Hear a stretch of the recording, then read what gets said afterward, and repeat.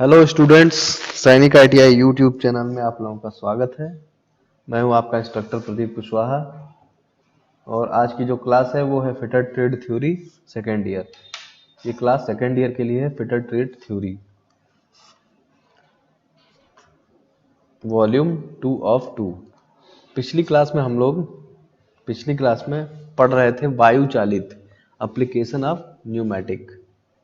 जो pneumatic system होता है वो काम कैसे करता है। न्यूमेटिक मतलब एयर, जो हवा के दाब से काम करता है, एयर से। और दूसरा होता है द्रव, हाइड्रोलिक सिस्टम। तो पिछली क्लास में हमने न्यूमेटिक सिस्टम के बारे में पढ़ा था। आज की क्लास में हम लोग हाइड्रोलिक सिस्टम के बारे में पढ़ेंगे कि हाइड्रोलिक सिस्टम कैसे काम करता है और इसका क्या सिद्धांत है। कल की क्लास में, जैसा पिछली क्लास में हमने एप्लीकेशन ऑफ न्यूमेटिक्स के बारे में पढ़ा था, उसमें आपको बताया गया था कि एक न्यूमा शब्द है, ग्रीक शब्द, जिससे न्यूमेटिक शब्द बनाया गया है। उसका मतलब होता है सांस लेना। और अलग अलग प्रेशर जो होते हैं, एटमॉस्फेरिक प्रेशर और गेज प्रेशर, दोनों मिलके एब्सोल्यूट प्रेशर बनाते हैं। गेज प्रेशर जो इसमें गेज में चेक किया जाता है, और दाब, प्रत्येक अंक पर लगने वाले बल को हम लोग क्या बोलते हैं, दाब बोलते हैं। बल बराबर दाब बटा क्षेत्रफल, F=P होता है। इसलिए P, यहीं से देखिए P का भी निकल जाएगा, P=F/A। दाब भी यहां से बन जाएगा। इसका मात्रक होता है kg मीटर पर सेंटीमीटर स्क्वायर, kg पर सेंटीमीटर स्क्वायर। इसके बाद हम लोगों ने पढ़ा था इसके उपयोग और बॉयल्स लॉ के बारे में। आज जो पढ़ेंगे हम लोग हाइड्रोलिक सिस्टम के बारे में पढ़ेंगे कि हाइड्रोलिक सिस्टम क्या होता है और उसके उपकरणों की समस्याएं क्या क्या होती हैं। ठीक है, तो शुरू करते हैं। Introduction of hydraulic system. ऐसा कार्य या कंट्रोल सिस्टम जो बल को ट्रांसफॉर्म करने में द्रव्य का प्रयोग करते हैं। जैसे हम किसी बल का अगर स्थानांतरण करते हैं, कोई शक्ति बल को एक स्थान से दूसरे स्थान पर स्थानांतरित करना है, तो उसके लिए हम लोग किसका इस्तेमाल करते हैं, द्रव का इस्तेमाल करते हैं। तो वहां पर हाइड्रोलिक सिस्टम, उसी को बोलते हैं हाइड्रोलिक सिस्टम। हाइड्रोलिक शब्द ग्रीक शब्द हाइड्रा से लिया गया है, जिसका अर्थ है पानी, या वह औलिक शब्द का अर्थ है पाइप।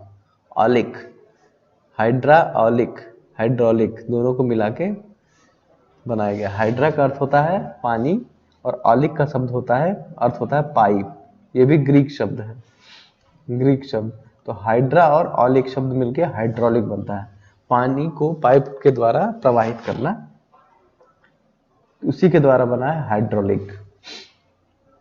जैसे इसमें देखो, हाइड्रा प्लस AULIC, दोनों को मिला के मिला है हाइड्रोलिक।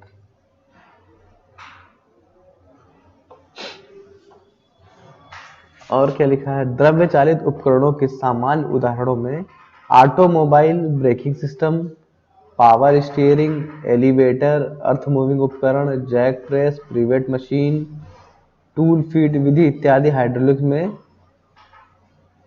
जो द्रव का प्रयोग किया जाता है वो गाढ़े पेट्रोलियम आयल, जिसमें द्रव जो होता है एक गाढ़ा पेट्रोलियम आयल होता है, कोई भी तेल होता है गाढ़ा, उसी का इस्तेमाल किया जाता है। जैसे आपका जो जेसीबी मशीन होती है, उसको उसका जो आर्म होता है, जो भी आप देखते हैं ना, मूव करता है ऊपर नीचे दाएं बाएं, सब हाइड्रोलिक सिस्टम की वजह से ही हो पाता है। उसमें बड़ी बड़ी पाइपें लगी होती है, उस पाइप पे प्रेशर बहुत हाई होता है, उस प्रेशर से ही उसके जबड़े को ऊपर नीचे दाएं बाएं घुमाया जाता है। ये हैवी काम के लिए बहुत ज्यादा उपयोगी होता है। कार्य व बल व दूरी के गुणांक से बताया जाता है। कार्य को बल व दूरी के से बताया जाता है। जो होता है आपका बल और दूरी, फोर्स इनटू डिस्टेंस, जो होता है आपका W कार्य, W = F × D होता है। यह दूरी वह दूरी है जिस पर वस्तु विशेष बल की दिशा में आगे बढ़ रही हो।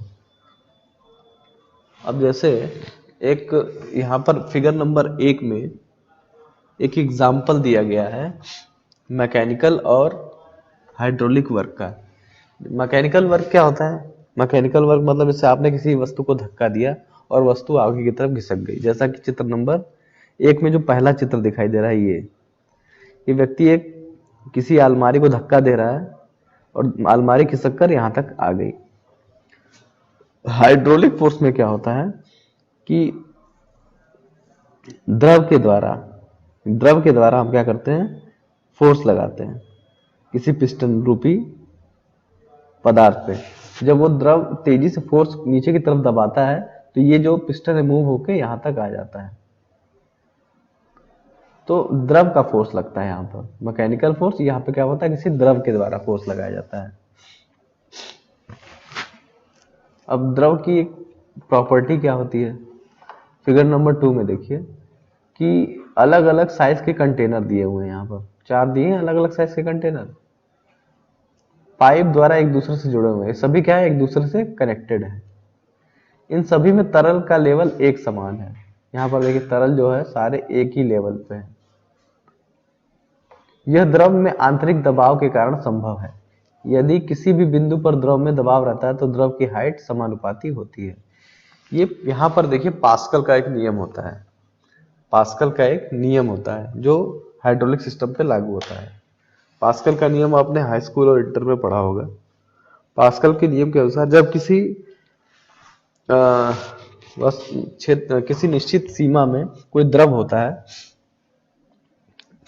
तो उस द्रव के किसी भी हिस्से पे जब हम बल लगाते हैं तो बल क्या करता है कि द्रव बाकी जो पदार्थ है, जो बाकी द्रव है, उनकी सभी दिशाओं में लगता है। मतलब वो जो द्रव होता है उस बल को सभी दिशाओं में स्थानांतरित कर देता है। तो अगर हम थोड़ा सा भी बल किसी भी दिशा में लगाएं, जैसे कि अगर हम इस द्रव पे थोड़ा सा भी बल नीचे की तरफ लगाएंगे तो इधर के सारे जो पानी है उसका लेवल ऊपर की तरफ आ जाएगा। मतलब बल यहाँ लगा रहे हैं और रिस्पांस इधर आ रहा है, मतलब किसकी हर दिशा में वो बल लगाता है। अब आप किसी भी द्रव पे बल लगाते हैं तो द्रव क्या करता है, उसको सभी दिशाओं में स्थानांतरित कर देता है। ये पास्कल का नियम कहलाता है। लाइन ए के अनुसार सभी बर्तनों में समान दबाव है क्योंकि द्रव कॉलम हाइट समान है, इसीलिए सभी में दबाव भी क्या होता है, समान होता है। इसमें लिखा भी है, पास्कल का दिया भी हुआ है कि इस नियम के अनुसार द्रव पर जो दाब लगाया जाता है वो सभी दिशाओं में एक समान फैलता है। सभी दिशाओं में क्या होता है, एक समान फैलता है। जैसे कि इसमें एग्जाम्पल के तौर पे दिखाया गया है कि जैसे किसी अगर हम लकड़ी के टुकड़े पे, सॉलिड पे चोट मारेंगे तो क्या होता है कि जो बल होता है वो सीधे बस नीचे की तरफ जाता है, वो चारों तरफ फैलता नहीं है। और जबकि जब कोई द्रव है, मान लीजिए कोई चारों तरफ से ब्लॉक है, ऊपर पिस्टन लगा हुआ है और नीचे तेल भरा हुआ है, उस पर जब हथौड़े से चोट करेंगे तो ये जो फोर्स है चारों तरफ काम करने लगेगा। ये क्या है, हर पूरे सरफेस पे एक समान फैलेगा। इसी को हम बोलते हैं पास्कल का नियम। तो लिक्विड अलग तरीके से बिहेव करता है और सॉलिड अलग तरीके से बिहेव करता है। जैसे इस हथौड़े ने यहाँ पर एक पिस्टन लगा दिया पहले ताकि उस पर चोट लगाई जा सके, क्योंकि पानी पे तो आप हथौड़ा मार नहीं सकते, और चारों तरफ से इसे ब्लॉक कर दिया गया। फिर जब इस पे चोट मारी गई तो क्या होता है, बल जो है चारों सभी दिशाओं में एक बराबर कार्य करता है। इसी को बोलते हैं पास्कल का नियम। इसी को हम पास्कल का नियम कहते हैं। अब जैसे जैसे इस साइड से अगर पानी भरा जा रहा है तो देखिए कि पानी जो है सबसे पहले तो सबसे निचली सतह वहां पे भरेगा, फिर धीरे धीरे धीरे जब ऐसी परिस्थिति आएगी अपने लेवल को वो समान कर लेगा, और फोर्स जो दाब है वो क्या है, हर दिशा में लगेगा, हर दिशा में एक समान जो दाब है वो हर दिशा में एक समान लगेगा। अब फिगर 5 में देखिए, यदि छोटे पिस्टन पर कम बल लगाया जाए तो बड़े पिस्टन पर अधिक बल प्राप्त होता है क्योंकि दबाव सभी जगह पर एक समान लगाया जाता है। अब जैसे यहाँ पर देखिए, इस साइड का जो पिस्टन का साइज है वो छोटा है और इस साइज का पिस्टन का साइज बड़ा है, तो अगर हम 10 केजी का फोर्स इस पिस्टन पे लगाते हैं, 10 किलोग्राम मीटर स्क्वायर जो होता है, किलोग्राम फोर्स अगर इधर पे लगाएं, 10 केजी पर मीटर स्क्वायर का फोर्स लगाएं इधर छोटे पिस्टन की तरफ से, तो सेम आउटपुट बड़ी पिस्टन पे उतना ही हमें 50 जो होता है 50 मीटर का जो फोर्स हमें प्राप्त होता है। अगर हम 10 इधर से देखिए 100 केजी का लगभग फोर्स यहाँ पर लगाया जा रहा है, 10 मीटर स्क्वायर पे 100 केजी का फोर्स लगाया जा रहा है, और यहाँ पर 50 मीटर स्क्वायर पे 500 केजी का फोर्स रिटर्न में आ रहा है। क्यों ऐसा क्यों है? क्योंकि एक समान कार्य करता है, तो ये जो क्या है उसी रेशियो में उतना बढ़ जाएगा, उसी रेशियो में उतना बढ़ जाएगा, सीधे 5 गुना हो जाएगा, जितना पिस्टन इससे ज्यादा बड़ा होगा। तो उसने जितना भी फोर्स यहाँ लगाया उससे ज्यादा फोर्स इसके रिटर्न में वापस आया, क्योंकि पास्कल के नियम के अनुसार द्रव क्या करता है, सभी दिशाओं में एक समान बल कार्य करता है।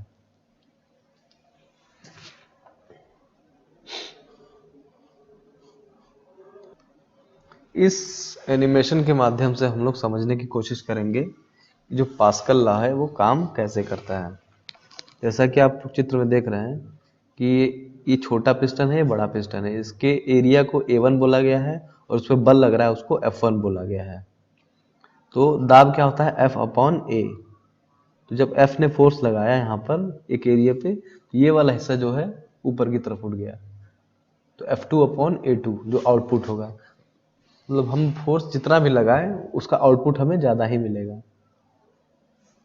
तो ये एक सिंपल एग्जांपल था समझने के लिए। अब मान लीजिए हम यहाँ पर 100 न्यूटन का फोर्स लगा रहे हैं, 100 न्यूटन और एक क्षेत्रफल है उसका, तो ये किसके बराबर होगा, इसका अगर ये दुगना अगर व्यास है तो ये 200 न्यूटन हो जाएगा, क्योंकि जो बल होता है वो सभी दिशाओं में एक समान कार्य करता है।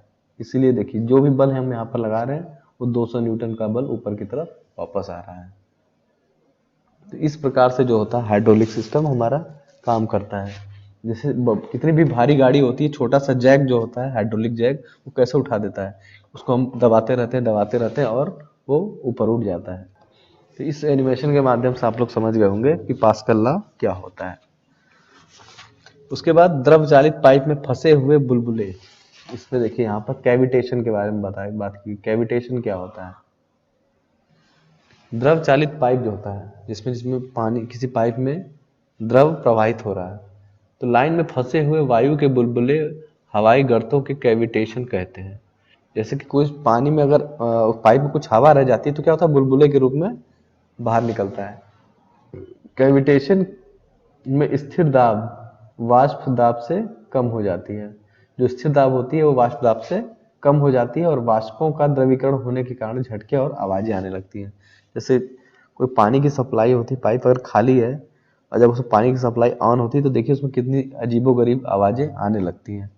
तो आवाजें इसी वजह से आती है कि उसके अंदर हवा होती है। आयल के गर्म होने के कारण उग्र ढंग से द्रव बहने लगता है, अतः तेल का बहना सदैव धारा रहित व एक दिशा में होना चाहिए। तो कैविटेशन का मतलब वही होता है जो बीच बीच में हवा रह जाती है और बुलबुले के रूप में जो बाहर निकलती है, उसी को हम लोग बोलते हैं कैविटेशन।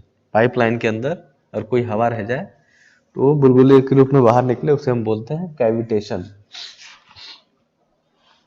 और फिगर नंबर 6 में दिखाया गया है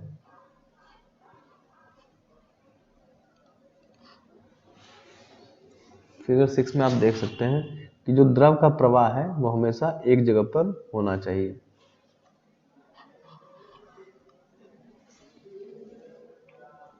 अब आगे हम समझते हैं इसके बारे में, बर्नौलीज थ्योरम, बर्नौली का प्रमेय। बर्नौलीज थ्योरम, गतिज ऊर्जा वह ऊर्जा है, गतिज ऊर्जा वह ऊर्जा है जो आयल और द्रव की गति के कारण पैदा होती है। जब आयल और गति के कारण कोई गतिज ऊर्जा पैदा होती है उसे हम गतिज ऊर्जा बोल रहे हैं। स्थितिज ऊर्जा दबाव के कारण होती है। इन दोनों ऊर्जाओं को जोड़कर संपूर्ण ऊर्जा बनती है, यानी कि गतिज ऊर्जा, हाइड्रोलिक में गतिज और स्थितिज ऊर्जा को जोड़ के संपूर्ण ऊर्जा बनाई जाती है। बर्नौली प्रमेय सिद्धांत यह कहता है कि द्रव की संपूर्ण ऊर्जा स्थिर रहती है, द्रव के बहते समय बहाव बढ़ जाता है या दबाव कम हो जाता है, यह बढ़ाव कम हो जाता है तब द्रव का दबाव बढ़ जाता है। इसमें सिद्धांत में इसको समझाया गया है। इसका कहने का अर्थ यह है कि द्रव के बहते समय क्या होता है, बहाव बढ़ जाता है, दबाव कम हो जाता है। जब बहता है द्रव तो उस समय दबाव कम रहता है, और जब दबाव कम रहता है तो बढ़ाव जो उसका, जब द्रव का दबाव बढ़ जाता है तो उस समय क्या होता है, जो प्रेशर होता है, वेग होता है, वो क्या होता है, बढ़ जाता है पानी का या जो भी उसके अंदर लिक्विड बह रहा है उसके अंदर। फिगर नंबर 7 में ग्रेजुअल पाइपिंग कंस्ट्रक्शन, एक ऐसा पाइप बनाया गया है जो बीच में सकरा है फिर दोनों तरफ बड़ा है। तो यहाँ पर देखेंगे प्रेशर हर जगह नापने की कोशिश की जा रही कितना है, तो इसमें देखेंगे प्रेशर यहाँ पर है, फिर जब सकरी वाली जगहों पर देखेंगे प्रेशर यहाँ पर घट गया है और वेग बढ़ गया है। फिर देखेंगे जब मोटी जगह चली गई फिर से प्रेशर बढ़ गया है। तो बड़ी जगहों पे जहाँ पर सुगम स्थान होता है वहां पर प्रेशर बढ़ जाता है और वेग कम हो जाता है, और जहाँ पर सकरी जगह होती है वहां पर प्रेशर कम हो जाता है और वेग बढ़ जाता है। यही कहता है बर्नौलीज थ्योरम। और अगला है ऊष्मा का प्रभाव, इफेक्ट ऑफ हीट। बर्तन में द्रव ऊष्मा से न फैलता है न कंप्रेस होता है। जैसे किसी कंप्रेस एरिया में हम किसी द्रव को गर्म करते हैं तो न फैलता है न ही कंप्रेस होता है, यह बर्तन में दबाव बल लगाता है। इससे क्या होता है, उसके अणुओं में क्या होता है, संरचना में तेजी होने लगती है, तो क्या करता है अपने सरफेस पे दबाव बनाना शुरू करता है। इसी कारण क्या होता है कि हम अनचाहे दबाव पैदा होते हैं। ऊष्मा ऑयल को पतला कर देती है। किसी भी हीट से क्या होता है, ऑयल जो होता है गाढ़े से पतला हो जाता है। कम चिकनाई व गाढ़ापन वाला तेल, कम चिकनाई व गाढ़ापन वाला तेल सील व पैकिंग से लीक होने लगता है, और ऊष्मा से ऑयल का भी ह्रास हो जाता है। इसी कारण ठंडे करने की व्यवस्था प्रदान की जाती है। तो ज़्यादातर हाइड्रोलिक सिस्टम में ये देखा जाता है कि तेल जो होता है हमेशा गाढ़ा इस्तेमाल करना चाहिए। जहाँ तेल पतला होगा वो क्या होगा, पतली जगह से भी आसानी से निकल जाएगा, तो लीकेज होने की संभावना क्या होता है, बढ़ जाती है।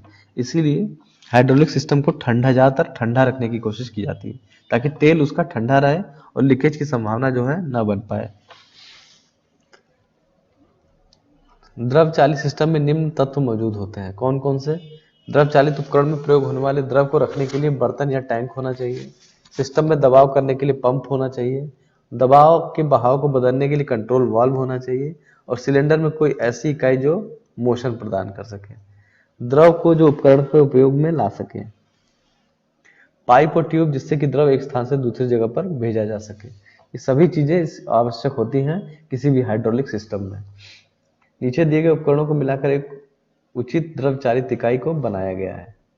जैसे इसमें देखिए, इसमें ढकेलने के लिए ऑयल को पिस्टन लगाया गया है, फिर द्रव बनाया गया है, फिर पाइपलाइन दी गई है, जो भी इसमें दिया हुआ है सारे उपकरण इसमें दिए हुए हैं।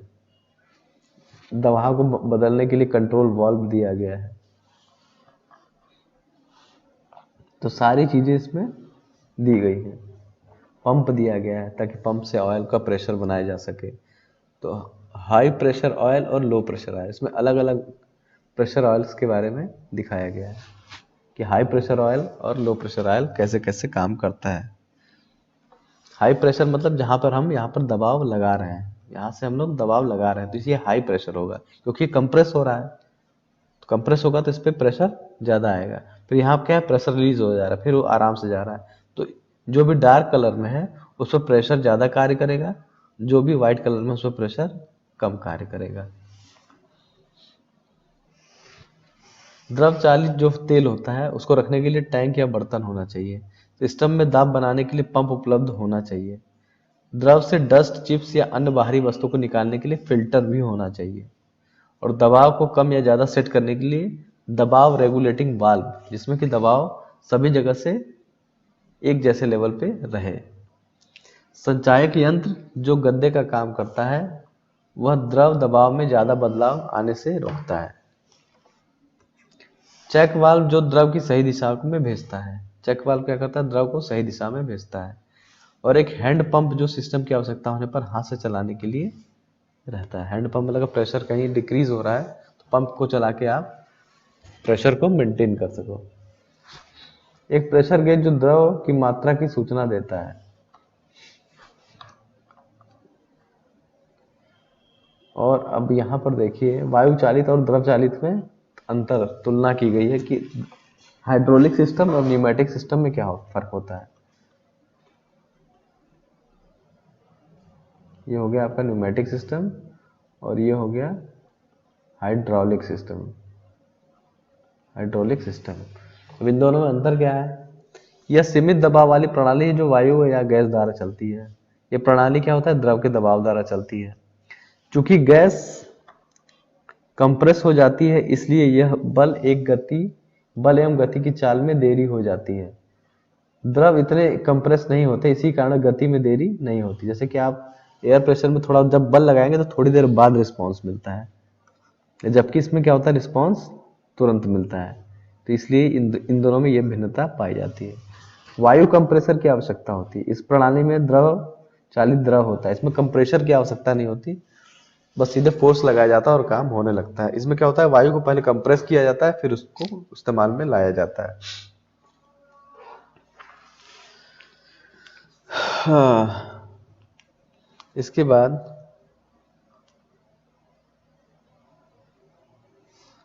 ये एग्जाम्पल दिया गया है कि कैसे कैसे इसको उपयोग में लाया जाता है। इसके बाद है द्रव चालित उपकरणों के लाभ। इस उपकरण के लाभ क्या है। द्रव कंप्रेस नहीं होते और इसी कारण से बहुत भारी वस्तुओं को उठाने में सक्षम हो जाते हैं। यह बहुत अधिक बल प्रदान करता है। जैसे जेसीबी का जो काम होता है, क्या होता है, बहुत ही हैवी काम होता है। जेसीबी जैसे घर तोड़ते हैं या गड्ढा खोदते हैं, कुछ भी काम करते हैं, हैवी वर्क, कंस्ट्रक्शन वर्क में सबसे ज्यादा इस्तेमाल होता है। इसीलिए वहां पे क्या होता है, हाइड्रोलिक फोर्स का इस्तेमाल किया जाता है। इसमें दबाव निकलता नहीं है, जबकि दबाव वाली वायु अधिक भार होने पर दबाव निकाल देती है। और अगला क्या है, एक दाब रिफिल वाल्व जो तब कार्य में आता है जब प्रेशर रेगुलेटिंग वाल्व फैल जाता है। यह सिस्टम के दबाव को अत्यधिक बढ़ने नहीं देता। इसमें वाल्व भी होता है, जरूरत से ज्यादा अगर आप लगाएंगे बल तो वाल्व ओपन हो जाता है और प्रेशर को रिलीज कर देता है। वायु चालित की अपेक्षा अधिक भरोसेमंद प्रणाली है। वायु चालित की अपेक्षा बहुत अधिक बल उपलब्ध कराती है। यह लुब्रिकेशन व ठंडा भी स्वयं कर लेती है। इसमें अधिक अलग से ठंडा करने की आवश्यकता इसको नहीं पड़ती है। तो ये सिस्टम था आपका हाइड्रोलिक सिस्टम। हाइड्रोलिक सिस्टम इस तरीके से कार्य करता है। इसमें कुल मिलाकर पास्कल का नियम है कि जब भी हम किसी द्रव पर बल लगाते हैं किसी एक क्षेत्र पर, तो उसका इम्पैक्ट जो होता है बाकी द्रव की सभी दिशाओं में, मतलब सभी दिशाओं में होता है। वो बल हर फोर्स हर डायरेक्शन में लगाता है। ऐसा नहीं कि आपने अगर इस साइड से अगर फोर्स लगाया तो इसी साइड से फोर्स जाएगा। वो हर दिशा में, जिधर भी उसकी सरफेस होगी, हर सरफेस हर दिशा में बराबर बल कार्य करता है।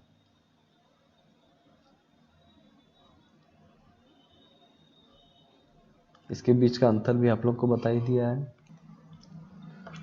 तो आज के लिए इतना काफ़ी है। आज की क्लास हम लोग यहीं पर समाप्त करते हैं।